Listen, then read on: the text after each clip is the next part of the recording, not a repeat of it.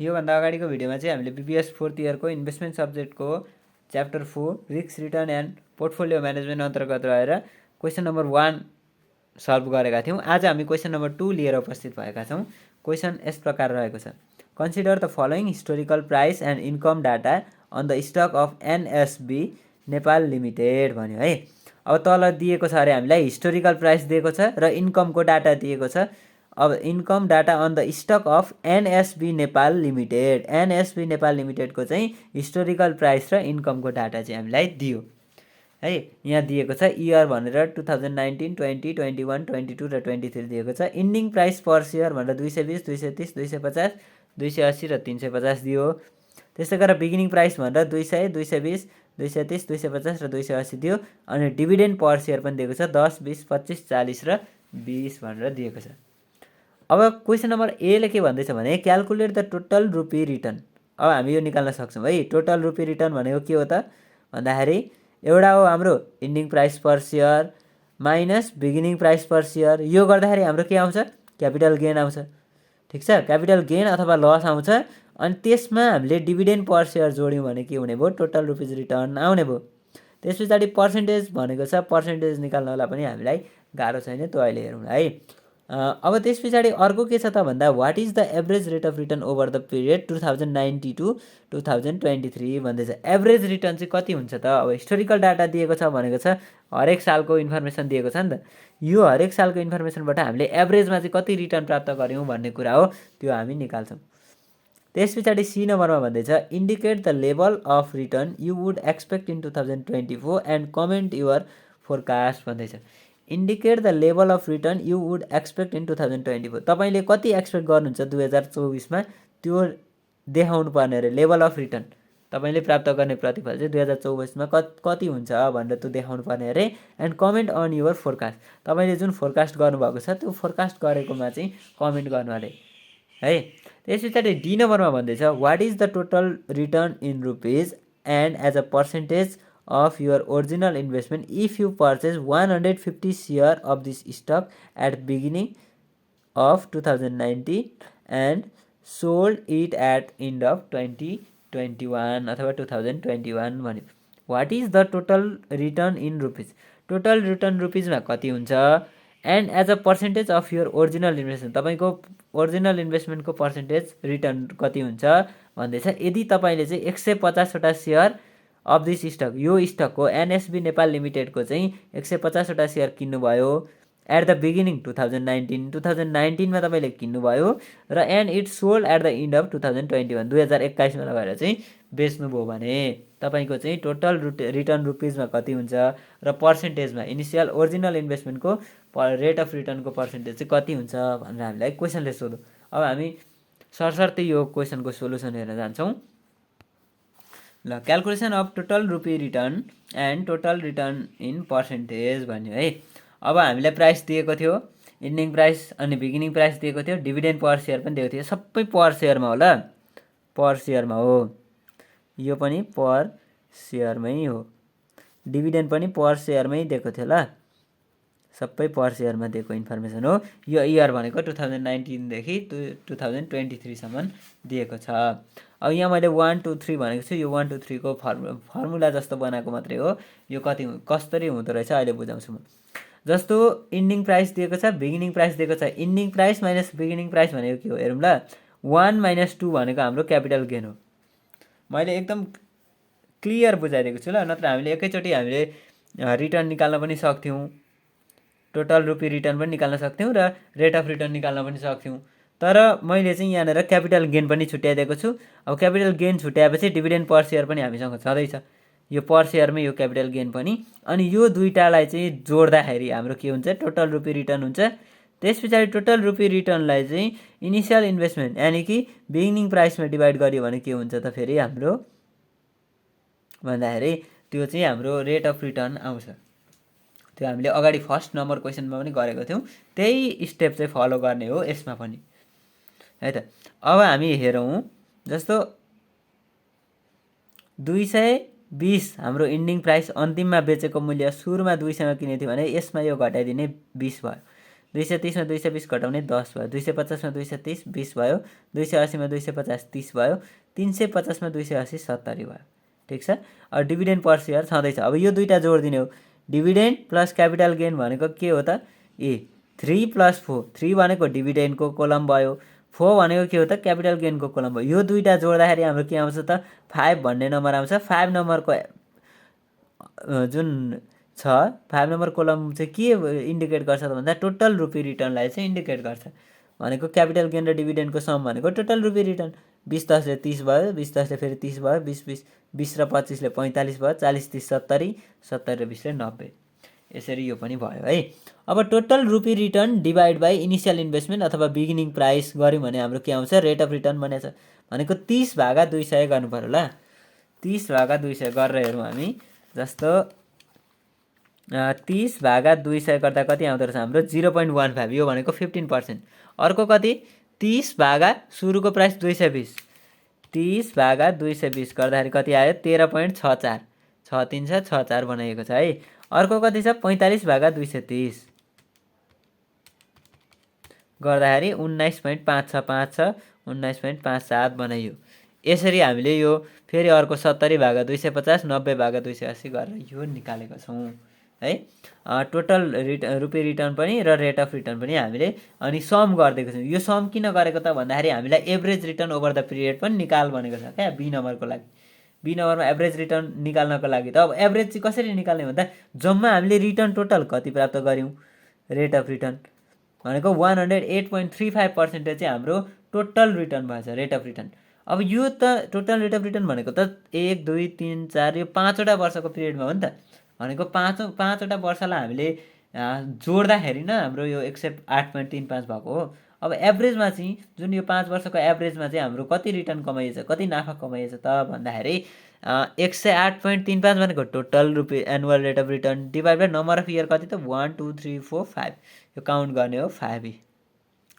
अब यो गर्दाखेरि हाम्रो एन्सर आयो कति भन्दाखेरि 21.67% चाहिँ हाम्रो एन्सर आयो क्या।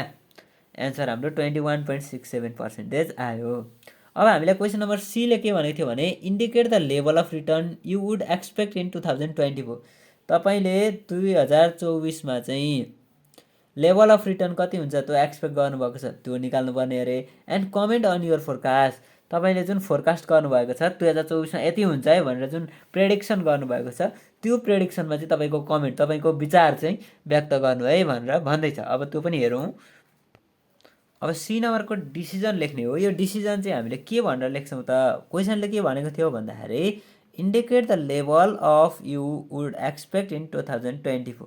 रिटर्न चाहिँ तपाईँले 2024मा चाहिँ कति रिटर्न प्राप्त गर्नुहुन्छ त त्यो इन्डिकेट देखाउनु पर्ने थियो, जस्तो प्रेडिक्सन गर्नुपर्ने थियो। And comment on your forecast, तपाईँले फोरकास्ट गरेको अथवा प्रेडिक्सन गरेकोमा चाहिँ कमेन्ट गर्नु भनेको थियो। अब हामीले के भन्न सक्छौँ त यो ट्रेन्डलाई हेरेर अथवा यो डाटा दिएको डाटालाई हेरेर भन्दाखेरि an investor estimates the expected return to be same as annual average return observe in past. अगाडि अब्जर्भ गरे अनुसार नै इन्भेस्टरले के इस्टिमेट गर्न सक्छ त भन्दा expected return to be same as annual average return. Annual average return जति नै हुन्छ है त्यो रिटर्न एक्सपेक्टेड रिटर्न पनि भनेर भन्दैछ। त्यस कारणले वी मे एक्सपेक्ट हामीले कति एक्सपेक्ट गर्न सक्यौँ त? 21.67% रिटर्न इन 2024। 2024मा हामीले 21.67% चाहिँ रिटर्न प्राप्त गर्छौँ है भनेर हामीले एक्सपेक्ट गऱ्यौँ। अब किन एक्सपेक्ट गरेको छौँ त्यो पनि हेरौँ। जस्तो we would expect to realize 21.67% rate of return in 2024 only if, यदि हाम्रो पास्ट ट्रेन्ड र इभेन्ट चाहिँ कन्टिन्यू भयो फ्युचरको लागि। अब आउँदा दिनहरूमा पनि त्यही पास्ट ट्रेन्ड र इभेन्ट चाहिँ कन्टिन्यू भयो भने मात्रै हामीले 2024मा यो प्राप्त गर्छौँ है 21.67। हामीले दिएको एन्सर चाहिँ योमा चाहिँ जुन हाम्रो पास्ट ट्रेन्ड र इभेन्ट चाहिँ कन्टिन्यू हुन्छ भन्ने एजम्सनमा चाहिँ आधारित छ है भनेर हामीले यहाँ डिसिजन दियौँ क्या। जस्तो पास्ट ट्रेन्ड र इभेन्टलाई कन्टिन्यू गरिराख्यो भने चाहिँ हाम्रो एभरेज रिटर्न 21.67 हुन्छ। अन्यथा नहुन पनि सक्छ, कहिले बढी हुनसक्ला कहिले घटी हुनसक्ला। त्यो चाहिँ हाम्रो के एजम्सन छ त भन्दा पास्ट ट्रेन्ड र इभेन्ट चाहिँ त्यही अनुसारले पहिला जस्तो थियो त्यही अनुसारले फ्युचरमा पनि कन्टिन्यू हुन्छ भन्ने हिसाबमा मात्रै 21, 26, 7 हो भनेर हामीले फोरकास्ट गऱ्यौँ। यति लेखेपछि पुगिहाल्यो।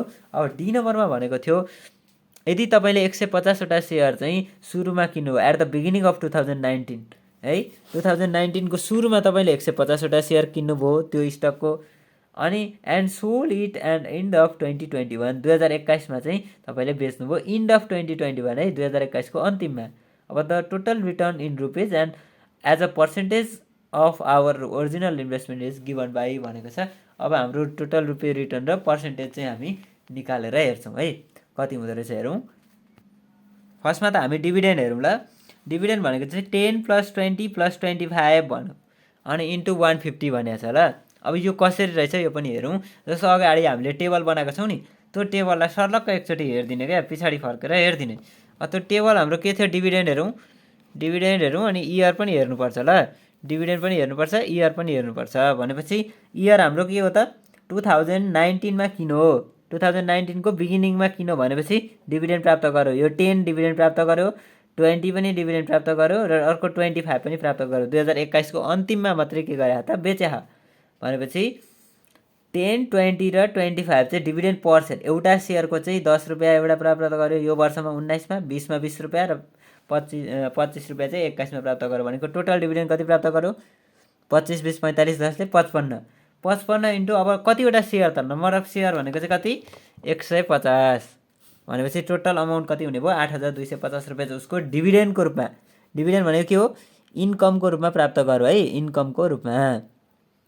अब हाम्रो टोटल रुपिज रिटर्न निकाल्नको लागि त के छ त भन्दाखेरि टोटल रुपिज निकाल्ने फर्मुला भनेको चाहिँ टोटल इन्कम अथवा टोटल रुपिज रिटर्न निकाल्ने भनेको क्यापिटल गेन प्लस डिभिडेन्ड अथवा क्यापिटल गेन प्लस इन्कम हो।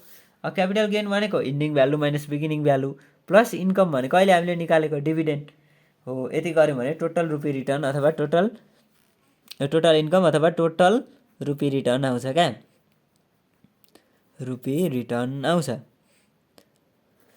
अब हामी त्यो इन्डिङ भ्यालु र बिगिनिङ भ्यालु पनि हेरौँ। जस्तो इन्डिङ भ्यालु हामी कसरी निकाल्छौँ भने अब एकचोटि हेरिदिउँ। इन्डिङ भ्यालु भनेको 150 इन्टु 250 भनेको छ क्या, अन्तिममा बेचेको कतिमा भन्ने कुरा हो। जस्तो 250 भनेर चाहिँ कसरी थाहा पायौँ त भन्दा इन्डिङ प्राइस हेरौँ त 2021को इन्डिङ प्राइस कति छ 250 छ, ठिक छ नि 250 रुपियाँ भयो। 250 रुपियाँ चाहिँ इन्डिङमा छ भने जम्मा 150वटा सेयर 150 इन्टु 250 भयो, टोटल हाम्रो 37500 हुँदो रहेछ। त्यो भनेको इन्डिङ भ्यालु भयो। अब बिगिनिङ भ्यालु भनेको हामीले किनेको चाहिँ कतिमा त भन्दा त्यही 150वटा सेयर चाहिँ 200 रुपियाँमा किनेका हौँ। 150 इन्टु 200 हुने भयो 30,000 हुने भयो। अब क्यालकुलेसन गर्न सकिहाल्छौँ। अब हेरौँ अब क्यालकुलेसन कस्तो हुने भयो त भन्दाखेरि जस्तो इन्डिङ भ्यालु भनेको यो यहाँनिर एक्सचेन्ज भएको छ ल। इन्डिङ भ्यालु चाहिँ तल्लो 150वटा सेयर हो, 250मा चाहिँ हामीले बेचेको छौँ 2000 कतिमा त 2021को अन्तिममा चाहिँ 250 रुपियाँमा चाहिँ बेचेको छौँ भने टोटल अमाउन्ट भयो 37500। अर्को 150वटा सेयर यो सेयर हो, यो चाहिँ प्राइस हो ल, P0 हो, यो चाहिँ सेयर हो, यो चाहिँ P1 हो। P1 into number of share भनेको इन्डिङ भ्यालु, यो इन्डिङ भ्यालु है, यो तल्लो चाहिँ यो इन्डिङ हो, यो बिगिनिङ हो। यहाँ मिक्स म्याच भएछ क्या, तलतिर र मासतिर भएछ। अनि इन्डिङ भ्यालु भनेको 150वटा सेयर 250 रुपियाँको दरले बेचेको छौँ 37500 टोटल भयो। अनि जुन 150वटा सेयर छन् 200 रुपियाँले किनेका छौँ भने चाहिँ 30,000 रुपियाँ चाहिँ बिगिनिङको भ्यालु। अब यसबाट हामीले के निकाल्यौँ त क्यापिटल गेन अथवा लस निकाल्यौँ। यो भनेको ending value minus beginning value भनेको के हो त capital gain or loss. Capital gain or loss भनेको 37500मा 30,000 घटाउँदा 7500 भएको छ। 7500 भनेको त प्लसमा आएको छ, त्यस कारणले गेन भयो। क्यापिटल गेन प्लस डिभिडेन्ड भनेको हामीले इन्कम भन्ने छ। यदि क्यास अथवा डिभिडेन्ड इन्ट्रेस्ट अथवा डिभिडेन्ड जे प्राप्त गर्छौँ त्यो हाम्रो इन्कम हुनेछ। एउटा सर्टेन पिरियडसम्म हामीले होल्ड गरे बापत चाहिँ क्यास अथवा डिभिडेन्डको रूपमा प्राप्तको अमाउन्ट चाहिँ के हो त इन्कम हो है। इन्कम भनेको अहिले 8250 रुपियाँ भएको छ अनि क्यापिटल गेन भएको छ 7500। 8250 प्लस 7500ले 15750 रुपियाँ चाहिँ टोटल रुपी रिटर्न भयो। अब percentage of rate of return भनेको total rupee return divide by beginning value. Total रुपियाँ रिटर्न भनेको 15,750 यहाँ आएको छ। डिभाइड बाई बिगिनिङ भ्यालु भनेको हाम्रो कति छ त? बिगिनिङ भ्यालु यहाँ चाहिँ 30,000 रुपियाँ छ। यो डिभाइड बाई यो गर्दाखेरि 52.5% चाहिँ हामीलाई percentage of rate of return. Rate of रिटर्नको पर्सेन्टेज चाहिँ कति रहेछ त? 52.5% रहेछ। यसरी हाम्रो यो क्वेसन सकिन्छ। तपाईँहरूलाई यो भिडियो कस्तो लाग्यो? मन परेमा यो भिडियोलाई लाइक गर्नुहोला, कमेन्ट गर्नुहोला र च्यानललाई सब्सक्राइब गरिदिनु होला। हस्, थ्याङ्क यू।